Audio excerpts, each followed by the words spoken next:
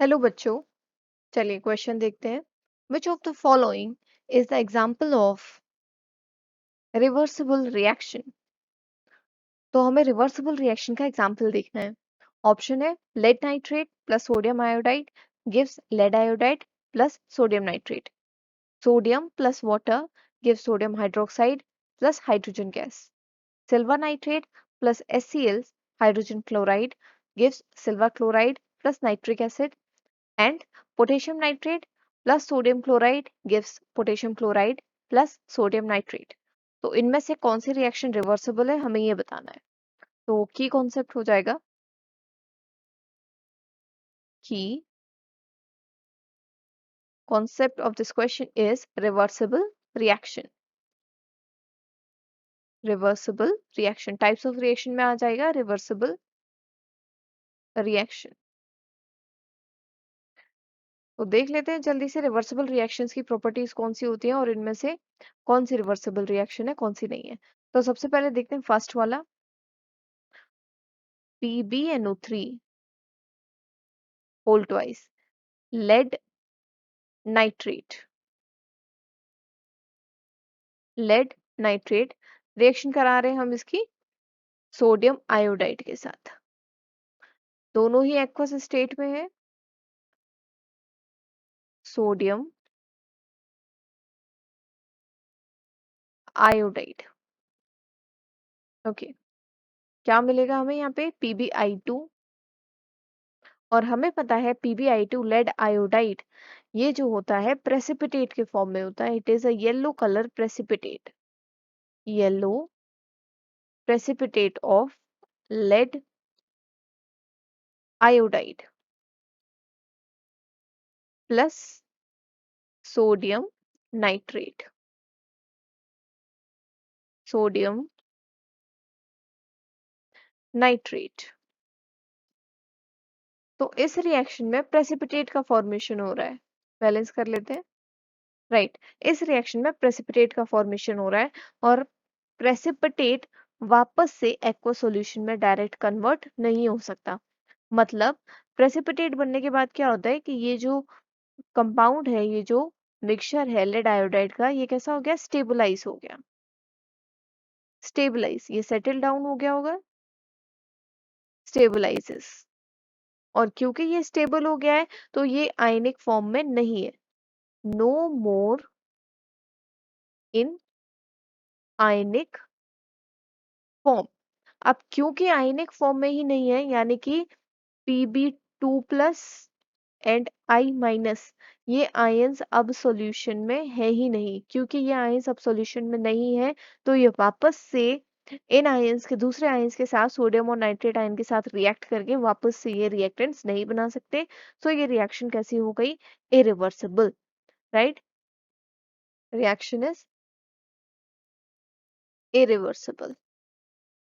जिस भी रिएक्शन में प्रेसिपिटेट का फॉर्मेशन हो जाएगा एक बार, वो रिवर्सिबल नहीं होगी, वो इरिवर्सिबल होगी। क्योंकि प्रेसिपिटेट बनने का मतलब है ये सॉलिड फॉर्म में कन्वर्ट होकर स्टेबल हो गया। ये आयनिक फॉर्म में नहीं है, मतलब सॉल्यूशन में सिस्टम में उसके आयंस है ही नहीं। जब सिस्टम में उसके आयंस नहीं है तो ये आयंस वापस से रिएक्ट करके सोडियम और नाइट्रेट के साथ वापस से प्रोडक्ट्स नहीं ये वाले रिएक्टेंट्स नहीं बना सकते। So reaction is not reversible. दूसरी रिएक्शन हम देखते हैं यहाँ पे। तो दूसरी रिएक्शन है सोडियम और वाटर। तो Na, तो पहले हम लिख सकते हैं लास्ट रिएक्शन के बारे में कि reactions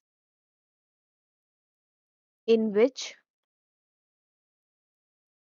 precipitate is formed, precipitate is formed are irreversible, are irreversible। वहां पर क्या हो रहा है कि PbI2 जो था वो सॉलिड स्टेट में था और वो Pb2+ aqueous plus 2I- aqueous, ये चीज वहां पर सिस्टम में नहीं थी, ये रिएक्शन में नहीं था। ऐसे भी हम कह सकते हैं कि इसका जो KSP वैल्यू है वो बहुत लो है। It has low solubility product. KSP is solubility products, therefore irreversible. जो दूसरी रिएक्शन है हम उसके बारे में बात करते हैं, सोडियम। तो Na सोडियम उसको डिसॉल्व कर रहे हैं वाटर में, H2O में, लिक्विड मेटल को डिसॉल्व कर रहे हैं वाटर में। क्या मिल रहा है हमें? सोडियम हाइड्रोक्साइड और साथ में एक्वस हाइड्रोजन गैस का इवोल्यूशन हो रहा है। अब यहाँ पर ये जो रिएक्शन है, सोडियम मेटल बहुत ज्यादा रिएक्टिव है, क्योंकि सोडियम मेटल हाईली रिएक्टिव है, हाईली रिएक्टिव। क्योंकि ये हाईली रिएक्टिव है, इसलिए जो रिएक्शन होती है वो कैसी होती है? Vigorous reaction, vigorous reaction. और लार्ज अमाउंट में हीट रिलीज होती है, तो एक्सोथर्मिक है, एक्सोथर्मिक रिएक्शन। लार्ज अमाउंट में हीट रिलीज होती है, एक्सोथर्मिक रिएक्शन है। और जो हाइड्रोजन गैस है ये इवॉल्व हो गई, इवॉल्व्ड। इवॉल्व होने का मतलब क्या है? कि नो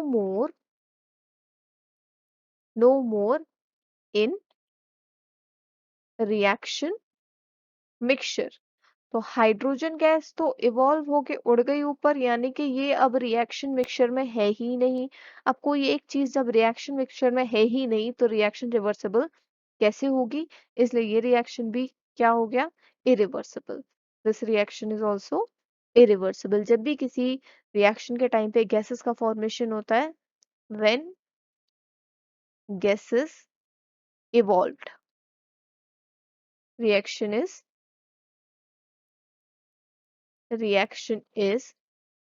इरिवर्सिबल। इरिवर्सिबल, तो ये रिएक्शन भी कैसी हुई? इरिवर्सिबल। नेक्स्ट रिएक्शन हम देख लेते हैं जल्दी से एक बार, कौन सी है? तो सिल्वर नाइट्रेट और HCl के साथ रिएक्शन है। सिल्वर नाइट्रेट AgNO3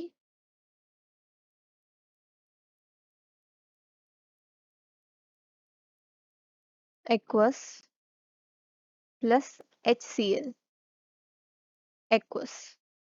तो इस रिएक्शन में क्या होगा? सिल्वर जो आयन है हाइड्रोजन को डिस्प्लेस कर देगा और हमें अगेन व्हाइट प्रेसिपिटेट मिल जाएगा सिल्वर क्लोराइड का।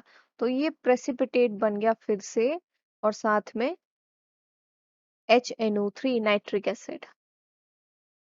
तो white precipitate of silver chloride. तो ये हम फर्स्ट एग्जांपल में देख ही चुके हैं, फर्स्ट ऑप्शन में, कि जहां भी व्हाइट प्रेसिपिटेट बनेगा वो रिएक्शन, या कोई भी प्रेसिपिटेट जहां पर भी बनेगा वो रिएक्शन कैसे होगी?